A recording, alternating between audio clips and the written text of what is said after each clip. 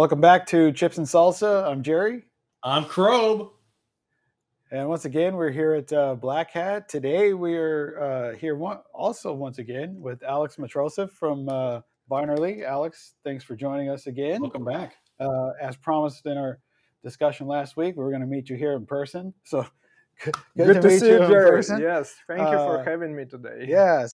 So I think that last week was pretty awesome. And today we're talking about your talk that you're giving this week at Black Hat, Breaking Firmware Trust from Pre-EFI, Exploiting Early Boot Phases. And can you give us a quick overview? Yeah, that's of actually, that talk? I think it's very important talk for the industry. First of all, it includes a lot of important subtopics. And as example, one of them is in general about the complexity, and basically like we have a growing complexity around the firmware and boot phases which is being implemented, because like EFI, it's getting like the whole real-time operating system nowadays, right? So it's like getting bigger than CentOS kernel from Microsoft. It's like 6 million plus lines of the code, and also it's like a whole real-time operating system. And I think this growth of complexity, it's open new attack surfaces for the attackers. And we're going to cover very interesting topics about the problem, because when originally UI specification being issued, it's been a few different boot phases, like early boot phase, which is called pre-EFI, also known like a PI, and Dixie phase, when already system management mode are locked and um, initialized, and then basically it's passing control to late stage bootloaders from the operating system and operating system boots.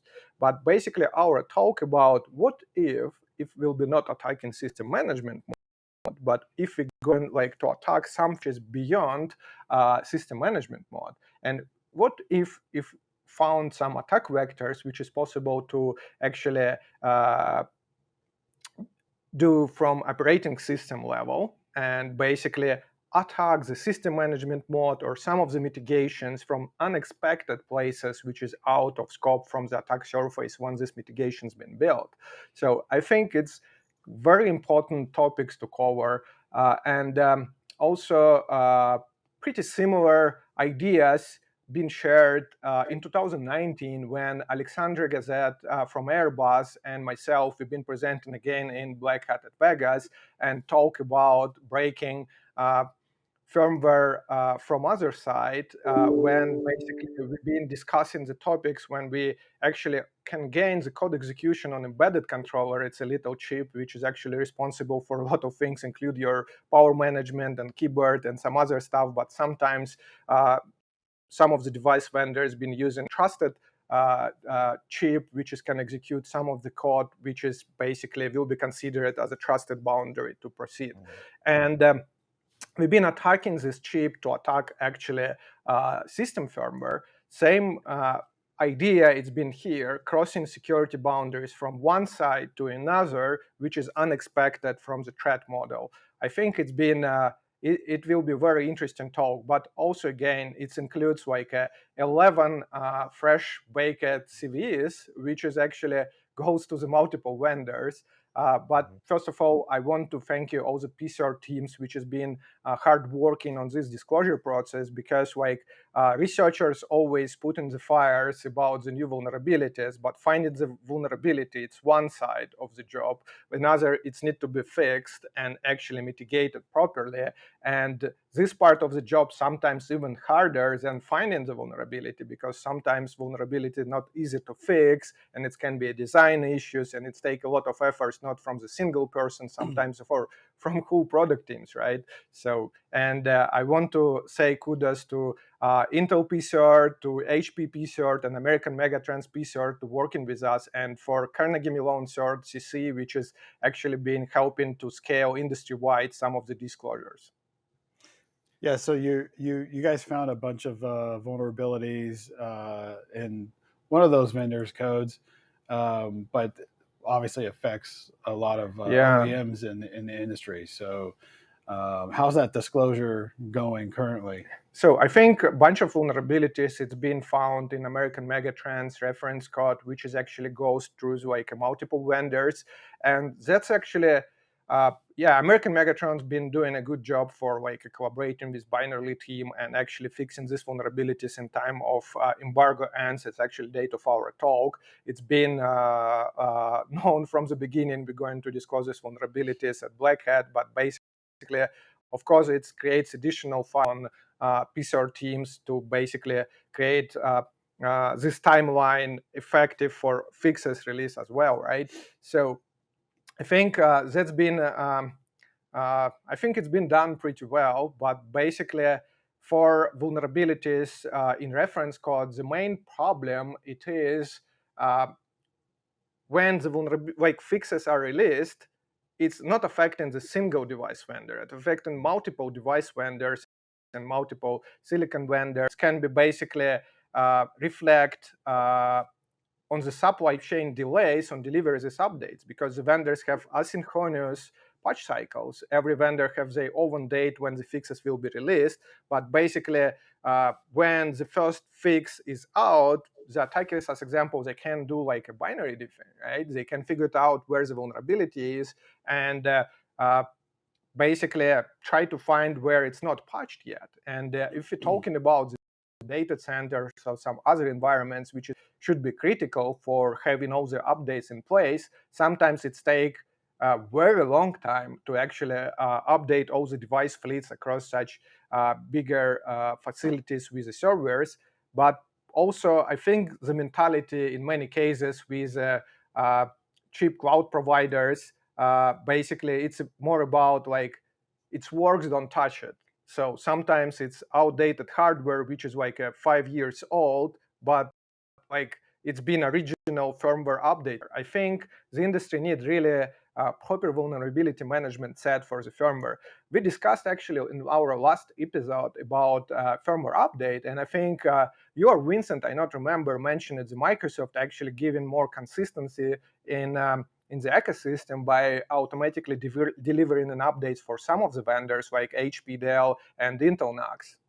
Yeah, yeah, Definitely. it just brings to mind, CRob and I helped to manage a process at Intel called the Intel update, which is basically firmware updates that other vendors like OEMs need to consume. So there's a phased approach to how we do Exactly. this. So they're in an early phase. They take the code at a beta level and do some validation testing and come back and report any problems they found before we get to the production validated phase, which is when we bring in a bunch of other customers that need to do some integration work with those updates before we get to actual public disclosure.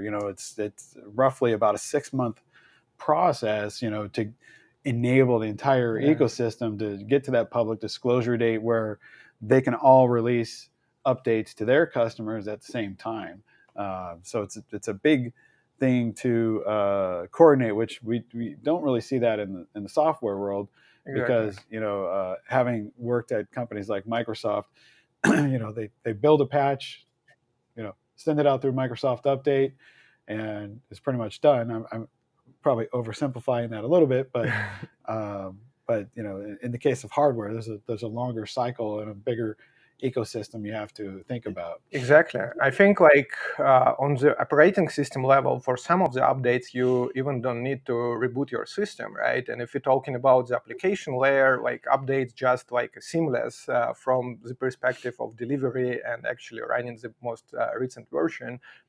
But talking about the where it affects the performance, it can affect a lot of other things. And also we have a lot of custom updates when people just removing some of the components for their servers, and basically how we can reflect the new update to such a system when basically it's need to be customized first before and applying. CRob, you have any questions there lined up for Alex? Well, I was curious. As you mentioned, we spoke about it in our last talk. The complexity of this multi-party coordinated disclosure. Does your presentation get into any suggestions on how we as a ecosystem can work better together to try to help solve this very complex problem? I think it goes to the. I will break this question to multiple parts. Sure. One is this vulnerability management, but first it's coordination. You're absolutely right. The coordination between multiple parties, it's very, very hard. And basically, one of the reasons why I would say, let's say I'm disclose the vulnerability to vendor A, and it's actually affect not only vendor A, it's affect vendor B, C, D, and others. So how I can actually coordinate this disclosure between multiple parties? The problem is like the vendor A likely will be first. Keep in mind, of course, their environment.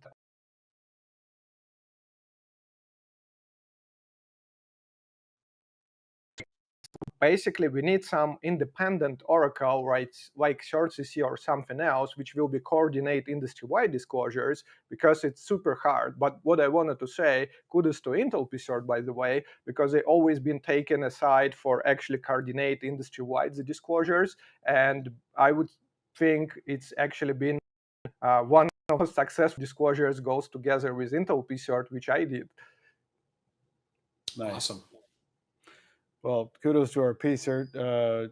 We do get involved in that a lot, just because of the level of maturity and investment we've made into those processes. We get asked a lot to help coordinate across the industry, issues that affect us, but others as well. So, but it's just something we do because it's an ecosystem that we're trying to help make more secure, not just Intel products, right? Exactly. Because it's like data is data. Data centers are all running on operating systems, virtual machine managers, and we have to help everywhere. So, what do you hope listeners to take away from your talk? Another takeaway which I wanted to deliver to the industry, the mitigation, release, it's good, but basically constantly improving your mitigations against the vulnerability, attack vectors for actually code execution, whatever exploits the attackers are used. It's a process. It's not like you deliver once and it's worked forever, right? The attackers, it's evolving. That attack surface, it's evolving. It's constantly changing with new silicon. Like it's gain more complexity. We need always to think how our mitigations are effective on the newer platforms with the newer versions of the firmware, with different and diverse ecosystem like Intel has, like a lot of different device vendors can does differently, and the mitigations can actually also work in different environments, different way. I think that's one of the most important thoughts. But another, it's about vulnerability management. I think what we also discovered and why we actually reporting a lot of vulnerabilities like that, in many cases, vulnerability management kind of stick on the version number of most recent update. And it's need much more deeper visibility and goes through the binary code inspection when we can actually understand if this vulnerability gets really fixed or it's still available and this exists on this firmware. So in other, it's actually, for me, it's been kind of like an eye-opening when I see some modifications of reference code like EDK from independent BIOS developer side. When one of the drivers get modified, an original code written by Intel doesn't contain vulnerability, but basically this modification is actually deliver some inconsistency on this particular module, which is actually provides a vulnerability which can be exploitable and get actually to our presentation. That's very interesting. Something for folks to think about, huh? Definitely.